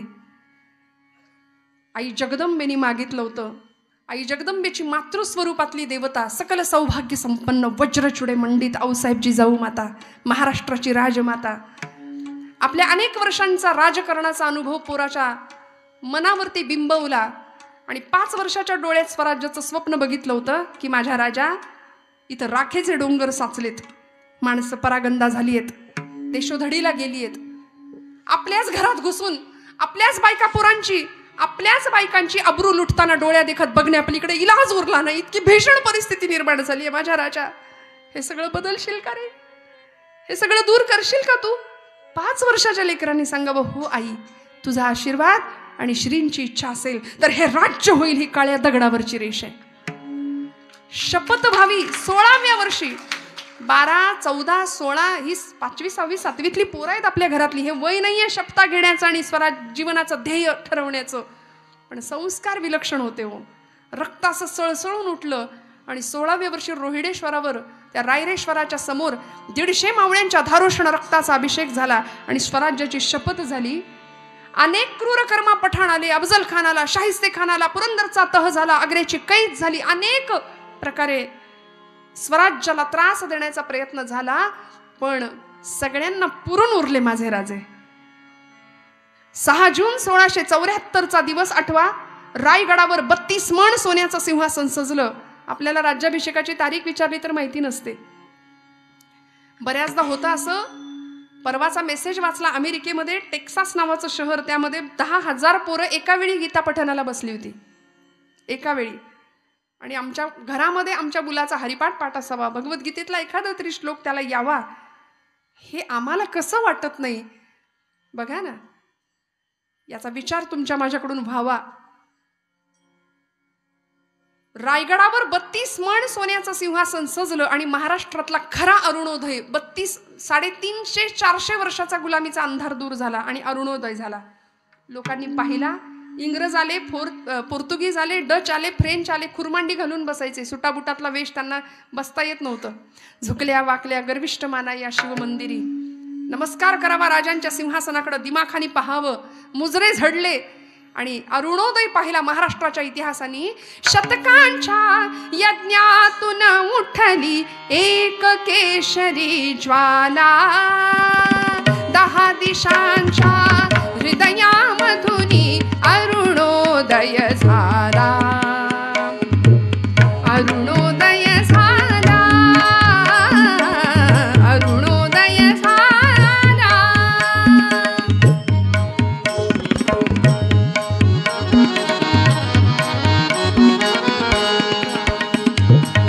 शिवप्रभूंची नजर फिरे अंगा सिंधू यमुना गोदा कलशातून आल्या. 7 नद्यांचं 7 समुद्रांचं जल माझ्या राजाच्या डोक्यावर अभिषिक्त होत होतं. सिंहासनावर जाण्याआधी पायघड्या पडत होत्या. प्रत्येक पायघडीमध्ये शिवबा राजांना या स्वराज्यासाठी बलिदान दिलेला एक एक मावळा दिसत होता. तान्हाजी मालुसऱ्यांचा चेहरा दिसला. तान्ह्या, गड आला पण सिंह गेला रे. तुझ्यामुळे हे स्वराज्य मिळाले. घोडखिंडीची पावन खिंड करणारे, आपल्या रक्ताने खिंड लढवणारे बाजी प्रभू देशपांडे दिसावेत. शिवबानी सांगावं, बाजी प्रभू आपण होतात म्हणून हे स्वराज्य मिळालं. शहाजी राजांचा चेहरा दिसावा. आणि असं करता करता सिंहासनावर बसलेलं जिजामाऊलींनी आपल्या लेकराला डोळे भरून पाहिलं आणि जिजामाऊली म्हणतात, आई जगदंबे, माझा नवस तू पूर्ण केलास. माझा नवस पूर्ण झाला. माझी इच्छा तू पूर्ण केली. या महाराष्ट्राला स्वतःचं सिंहासन, मराठी माणसाला स्वतःची बाजू निर्माण करून द्यावी, ही माझी इच्छा होती. हा नवस होता माझा. आणि आता बास, जीवनाचं ब्रीद ठरलं, या लोकांची सेवा करायची. राजे अभिषिक्त झाले आणि बघता बघता बघता शिवराज्याभिषेक पार पडला. 2 वर्ष मध्ये गेले आणि मोहीम आखली बरं का. कर्नाटक प्रांताची मोहीम ऐकली. दक्षिण दिग्विजय. छत्रपती संभाजी राजांच्या वरती स्वराज्याचा सगळा भार सोपवला आणि राजे दक्षिण दिग्विजयाला निघाले. कोण कोण सोबत घेतलं वर्णन केलं. 30,000 स्वार संगती,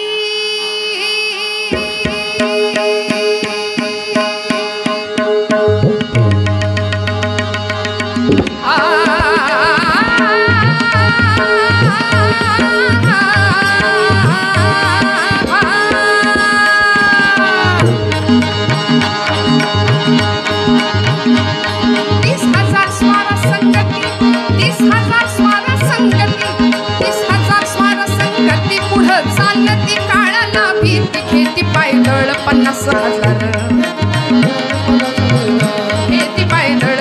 हजार घेती पायदळ 50,000 डौलन राजा चाल भरदार हाजी डौलन राजा चाल भरदार हाजी जिरजी जिरजी जिरजी जी सावत्र भाऊ आपला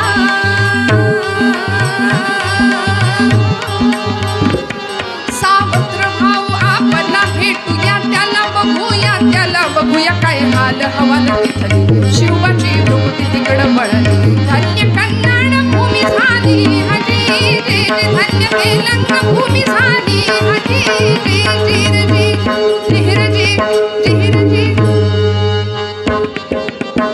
30,000 स्वार सोबत घेतले 30,000 50,000 पायदळ 30,000 घोडदळ झाले किती जागेत ना आपण सगळे नक्की मागे 80,000 लोक सोबत घेतले आणि राजे दक्षिण दिग्विजयाची मोहीम गाजवायला निघाले.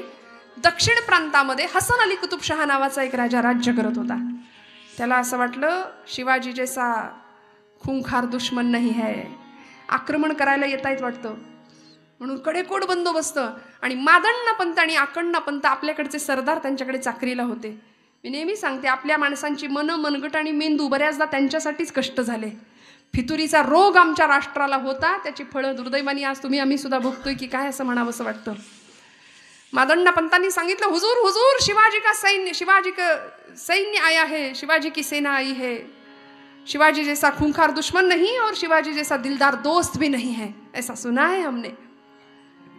मुसा नावाची नदी हैदराबाद शहर आजचं पूर्वीचं भागानगर, त्या नदीच्या शेजारी राहुट्या पडल्या, शामियाने सजले आणि छत्रपती शिवाजी महाराज 80,000 मावळ्यांना घेऊन तिथं राहत आहेत. हसन अली कुतुबशहा म्हणतो याला जेवणाचं आमंत्रण देऊन आपल्या बाजूला वळतं करून घेऊया. पूर्वीपासून ही पद्धत आहे बरं का. विठ्ठल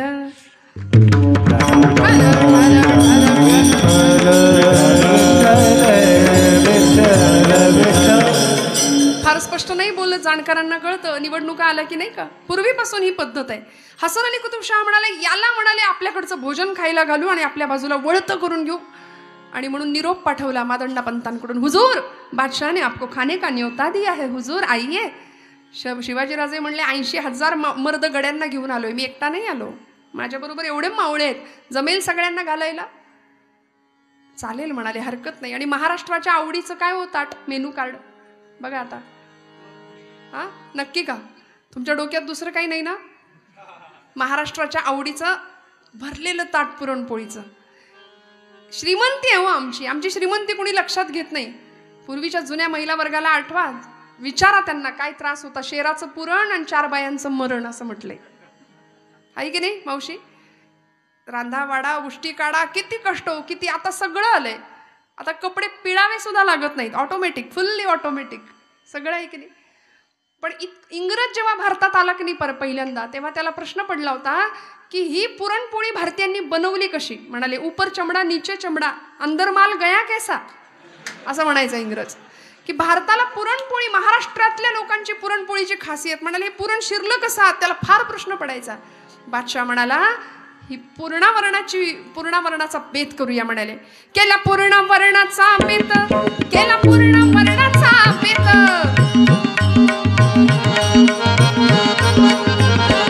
केला पूर्णावरणाचा बेत, केला पूर्णावरणाचा बेत, केला पूर्णावरणाचा बेत. बसली पंगत शिवबा समवेत, एकेकाने खाल्ले 5 दे 4, बादशहाला घोर मनी फार. अजून हे किती अन्न खाणार हाजी, अजून हे किती अन्न खाणार हाजी, जिरजी जिरजी. पूर्णावरणाचा बेत बादशाहाने करावा. आणि ही पंगत बसली होती 80,000 मर्द मावळ्यांची. बाप रे बाप. पाचुंदा एक शब्द आपल्याला माहिती असेल, पुरणपोळीचा पाचुंदा. आपण फक्त ऐकून ठेवा, आपलं ऐकूनच पोट भरतं. सोलापूरमध्ये पाचुंदा असतो का नाही ना, एक पोळी नाही. आमच्या पुण्यासारखं नाही, पुरण शोधायला लागतं त्याच्यात कुठं आहे, वाढू का घालू का, वाढू का घालू का, याच्यातच सगळं जेवण संपतं, ताटापर्यंत येतच नाही. पण असं जेवण हो, पाचुंदा म्हणजे 5 पोळ्यांचा एक गठ्ठा ग्रुप बरं का. भरपूर पुरणाची एक मोठी पोळी, त्याच्यावर भरपूर तूप, त्याच्यावर दुसरी पोळी, त्याच्यावर भरपूर तूप, त्याच्यावर तिसरी पोळी तूप, चौथी पोळी तूप, 5वी पोळी, पाचुंदा. आणि असे एका एका मावळ्यांनी 5-5 पाचुंदे खाल्ले. करा हिशोब. तानाजी मालुसरे इतिहासात नाव आपल्याला माहिती आहे. तानाजी मालुसऱ्यांनी, श्रोते हो, त्यांच्या न्याहारीचा हिशोब एका इतिहासकारांनी सांगितलाय. हे खोटं माझ्या पदरचं नाही. इतिहासकार सांगतात तानाजी मालुसरे न्याहारीला, न्याहारी म्हणजे ब्रेकफास्ट, हां असं नाही, ब्रेकफास्ट लवकर कळतं. आता तो ब्रेकफास्ट पण नाही, आता ब्रंच आलाय मध्येच, भरपूर खायचं सकाळच्या वेळी नाही का. त्या ब्रेकफास्टला, त्या न्याहारीला 65 भाकऱ्यांची न्याहारी होती माझ्या तानाजी मालुसरेंची. ऐकून ठेवा. आमची तरुण मंडळी फक्त आता बास म्हणजे ऐकूनच आम्हाला ढेकर येईल इतकं, पण 65 भाकऱ्या न्याहारीला काय असेल तब्येत. आता फक्त ऐकायचं इतिहास. शहाण्यांनी पोवाड इतिहास रचला आणि अतिशहाणे आता मग नुसतं ऐकून ऐकून ऐकून ऐकून फक्त पारावर बसून याला काही कळत नाही, त्याला काही कळत नाही, या मंत्र्याला काही कळत नाही, त्या संत्र्या, याच्यातच आम्ही मात्र आमचं जीवन चाललंय. आम्ही कुठे काय करतो. आमच्यापासून सुरुवात काय करायची. पूर्णावरणाचा बेत झाला. 80,000 मर्द मावळे जेवायला एकत्र बसले श्रोते हो. आणि इतकं खातायत बादशाला घोर पडला. बाप रे बाप.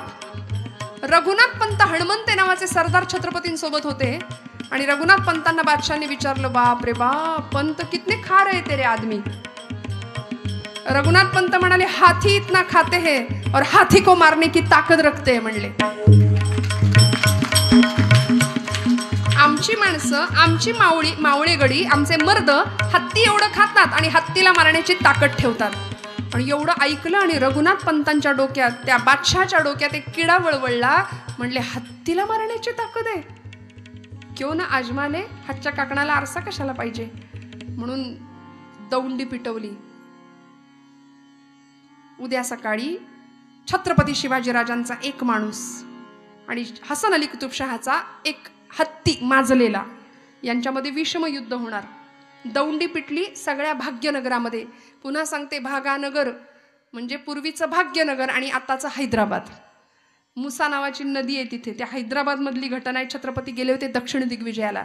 राज्याभिषेकानंतर घडलेला प्रसंग आहे. आणि त्या दौंडी बरोबर काय झालं असेल आमच्या सैन्याचं. 80,000 मावळे आले होते ना राजांसोबत. पक्षफूट, राजीनामा, नको नको नको बाबा, बाजूलाच होऊया, असं काही नाही ना.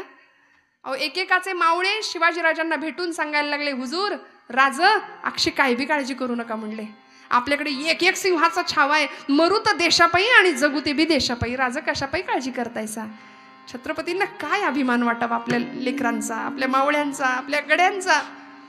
परीक्षा घेतली. रात्रीच्या अंधकारात जरा गेले. म्हणले बघावं चाचपावं, कुणी घाबरलं नाही ना. म्हणून वेश बदलला राजांनी आणि गेले. म्हणाले, घाबरलाय का तुम्ही. उद्या सकाळच्या टायमाला तो शिवबा राजा तुम्हासनी पायदळी देणार आहे हत्तीच्या. भ्या नाही वाटत. एकदा सगळ्यांनी त्याच्याकडे असं बघितलं. तू कोण आहेस रे म्हणले. फुटून आलाय की काय. आमच्या शूरांच्या सैन्यामध्ये अशी भाषा करणारा तू कोण आहेस. छत्रपतींना एकेकाने उत्तर द्यावं, मराठ्यांची पोरं आम्ही, भिणार नाही मरणाला, मरेंगे मगर हटेंगे नाही सो मरगठ्ठे. ही मराठा शब्दाची व्याख्या आहे की नाही, ही छत्रपतींची वेगळी होती बरं का. आम्ही 96 कुळी 92 कुळी यातच अडकलोय. ते आधी क्लिअर करून घ्या. महाराष्ट्रात राहतो तो मराठी. विठाल विठाल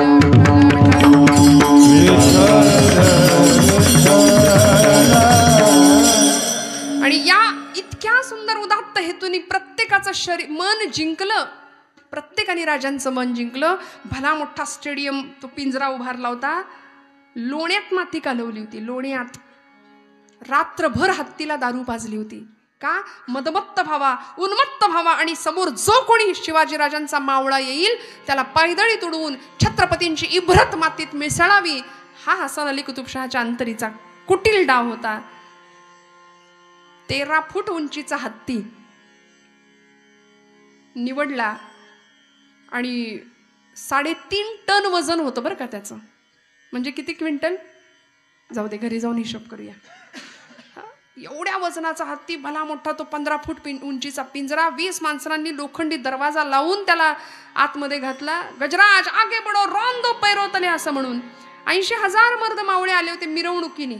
ज्याला विजयाची खात्री असते ना ते फॉर्म भरायला पण मिरवणुकीनेच जातात. बसले शेजारी शेजारी. तंग तुमानी परिधान केलेल्या केशरी शाली अंगावर फेटे घातले होते आणि यार म्या लढन तुला कोण बोलवतंय, म्या लढन हत्तीशी ऐनवेळी ठरणार होतं ऑन दी स्पॉट.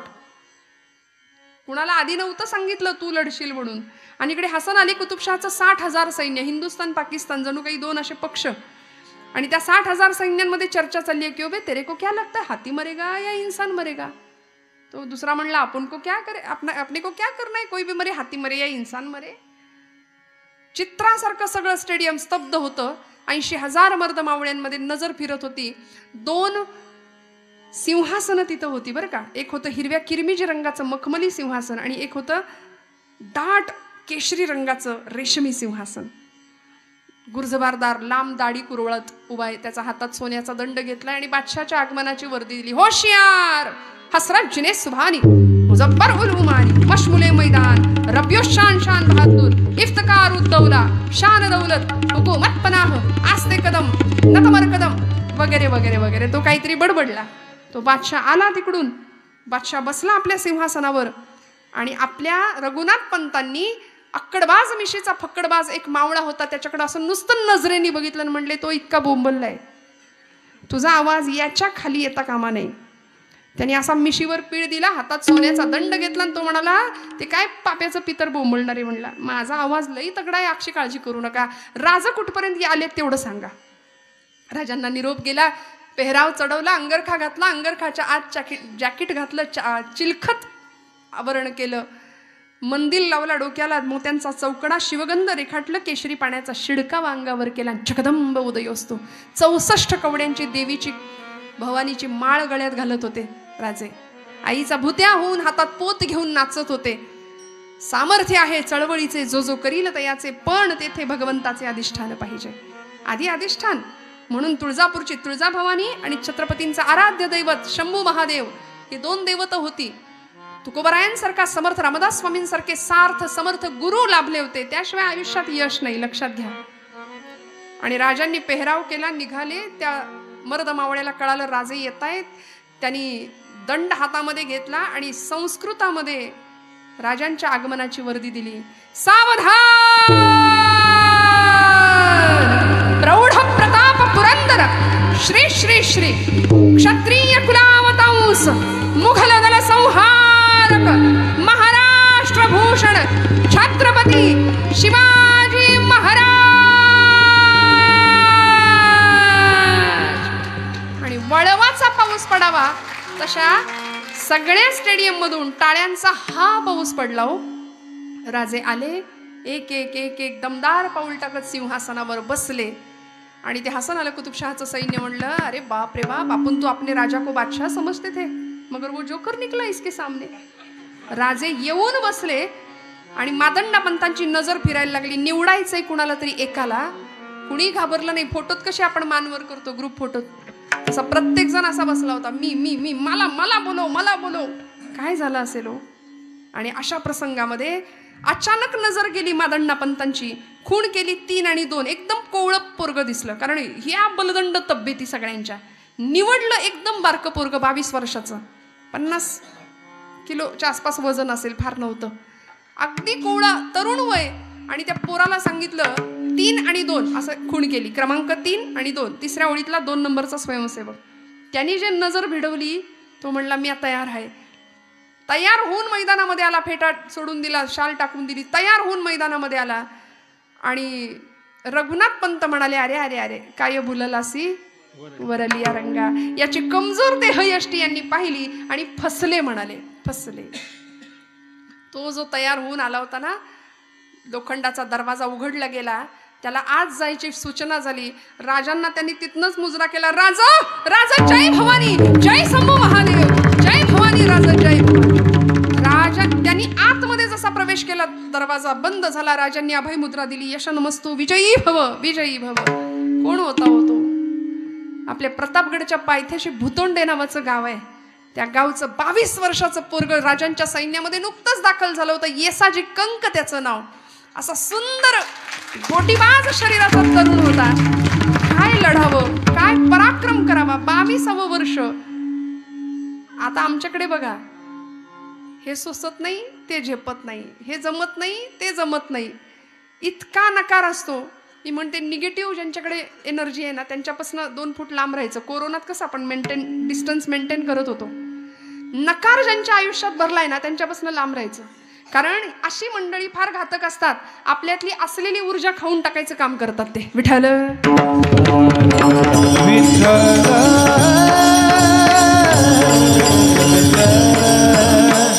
आणि सुरू झाली हो शर्यत. त्या हत्तीला हेच नवल होतं की मेरे सामने कोई खडा है. कारण लोक असे गडबडा लोळायचे. गुन्हेगारांना पायदळी तोडवण्यासाठी त्याला वापरलं जायचं. आणि हत्ती पाहतोय हा असा उभा आहे बजरंग बलीचा अवतार. हत्तीने त्याला एका सोंडेनी थापेनी मारण्याकरता सोंड वर केली. फटका मारला. येसाजीला वाटलं पहिला फटका खाल्लाय, दुसरा खाल्ला तर तिसरा खातोय की नाही कळायला जिवंत राहणार नाही. सोंडेत हत्तीची ताकद आहे. आणि खरं आहे ना, प्रत्येक अवयवामध्ये प्रत्येक प्राण्याची ताकद असते. हत्तीची मॅक्झिमम ताकद त्याच्या जागेत ना. आपण सगळे विंचवाची ताकद त्याच्या, सापाची ताकद त्याच्या, बोकडाची ताकद त्याच्या आणि गाढवाची ताकद त्याच्या. जाऊ दे, ज्याला अनुभव असेल त्यांना माहिती.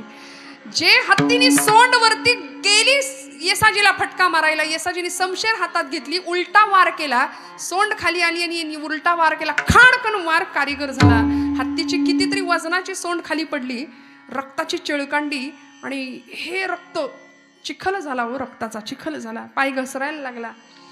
तो हत्ती अजून चिडला, चिकळला, उन्मादात आला. येसाजीचा प्राण घ्यायला टपला. एवढं मोठं त्याचं गंडस्थळ मस्तक.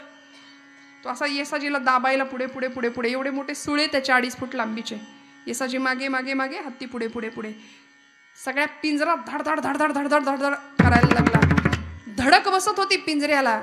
आणि गंडस्थळाने म्हणजे मस्तकाने तो येसाजीच्या छातीवर दाबत होता. येसाजी अंदाज घेत होता किती वेळ तो मागे राहतोय पुढे राहतोय किती वेळ. प्राणायाम जे करतात त्यांना माहिती आहे. म्हणून तरुण मंडळीला मनापासून विनंती आहे, करत जा काहीतरी. पूरक, कुंभक, रेचक फार गरजेचं आहे. शस्त्र हातात घेणं पाप नाही हो. सावरकर म्हणले, शस्त्र पुण्य ना स्वयेची, शस्त्र पाप ना स्वयेची, इष्टता अनिष्टता त्यास हेतून ये. रामाच्या हातात सुद्धा धनुष्य होतं आणि रावणाच्या हातात सुद्धा धनुष्य होतं. पण आपण पूजा करतो रामांच्या कोदंडाचीच. शस्त्र हातात घेणं पाप नाहीये, पण त्यामागचा हेतू फार महत्वाचा आहे. उत्तम लढता आलंच पाहिजे. इकडे आमच्या मुली सगळ्या माता भगिनी ते नवरात्रात फक्त गरबा खेळणं हा पराक्रम नाहीये.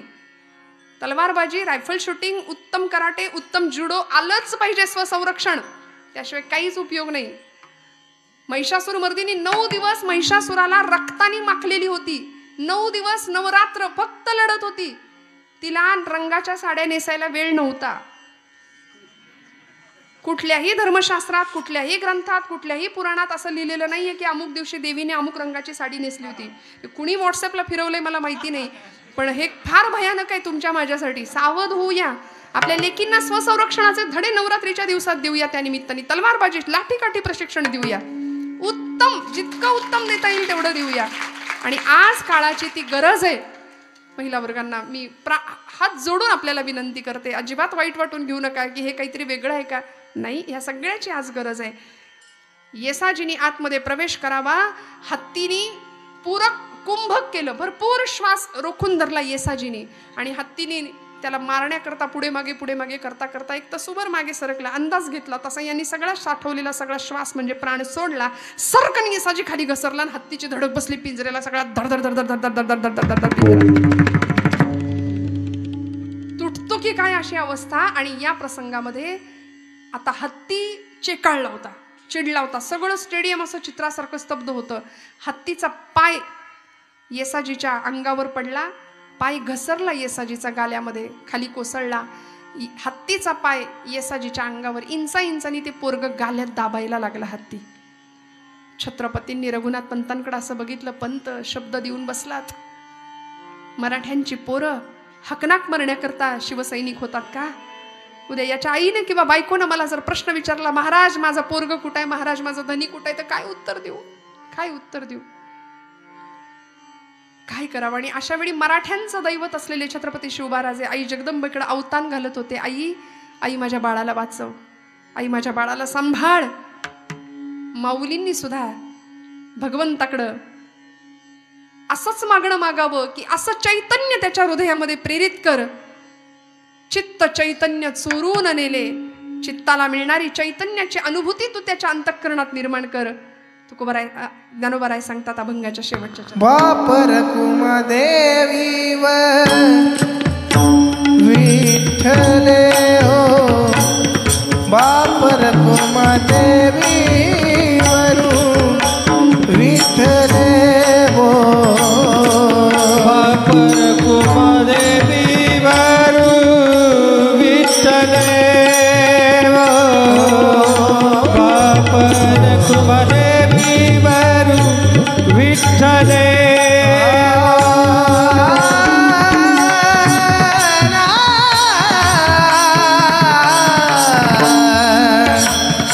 वापर कुमदेवी वरू विठ्ठले हो.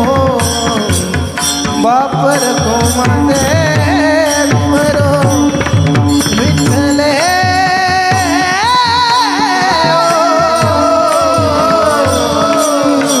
विठ्ठले वो. वापर कुमदेवी वरू विठ्ठले वो. चित्त चेतन चोरोनिले हो. चोरोनिले चित्त चेतन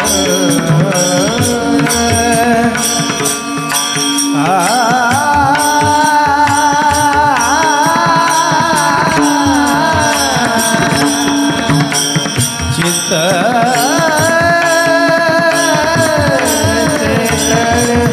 चोरुनिले हो. नमस्ते नमस्ते महादेव नमस्ते हो. नमस्ते नमस्ते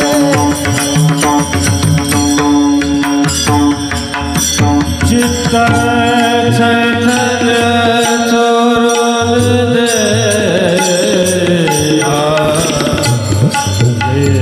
चित्त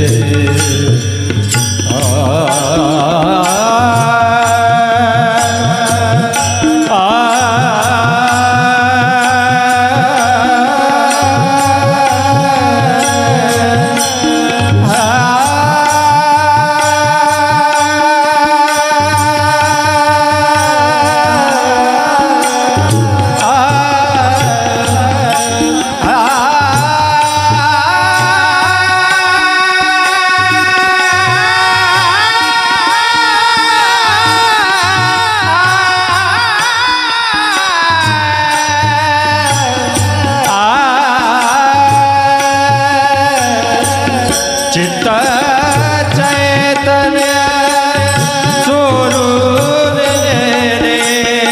चित्त चैतन्य चोरुनिले. नवशिये नवशिये महादेव. नवशिये नवशिये नवशिये महादेव.